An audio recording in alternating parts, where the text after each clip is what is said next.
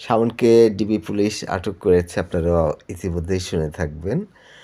সে আসলে আওয়ামী লীগ পরিবারের একজন। কারণ হলো যে তার বাবা গত ইলেকশনে নমিনেশন চেয়েছিল আওয়ামী লীগের। আর তার মা কিন্তু ২ বার এমপি ছিলেন ১০ বছর।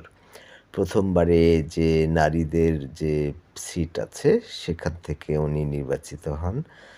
জামালপুরে শাওনের বাড়ি।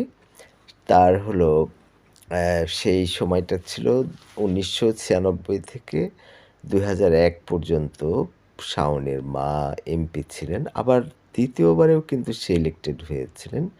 সেটা ছিল ২০০৯ থেকে ২০১৪ পর্যন্ত।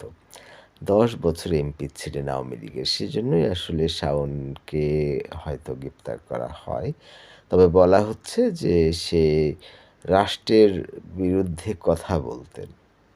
এটা একটা কারণ। ১ম অবস্থায় ডিবি পুলিশ জানিয়েছে যে তাকে আসলে প্রশ্ন করার জন্য, জেরা করার জন্যই তাকে আটক করা হয়েছে। তবে প্রশ্ন করা হলে অ্যাডিশনাল সুপারিনটেনডেন্ট উনি বলেছেন যে তাকে হয়তো মানে জিজ্ঞেস করা হয় যে তাকে কি আসলেই কোয়েশ্চেন করার জন্য নাকি তাকে কোনো মামলায় জড়িয়ে ফেলা যাবে।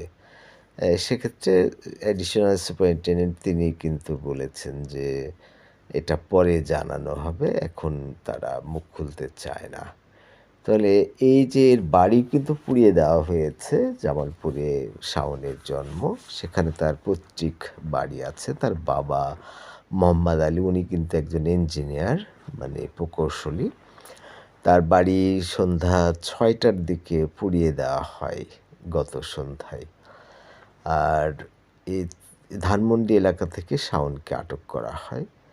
তো আপনার কি মনে হয় যে শাওনকে আটক করা ঠিক হয়েছে কিনা? বা আপনার কি মতামত? এবং সে যে একজন প্রখ্যাত নায়িকা, সেই নায়িকা হিসেবে তাকে কিভাবে আপনি দেখছেন? বা তার যে আটক হয়েছে সেটা কি আপনার জন্য পছন্দের নাকি অপছন্দের? আপনার কোনো বক্তব্য থাকলে কমেন্টে জানান।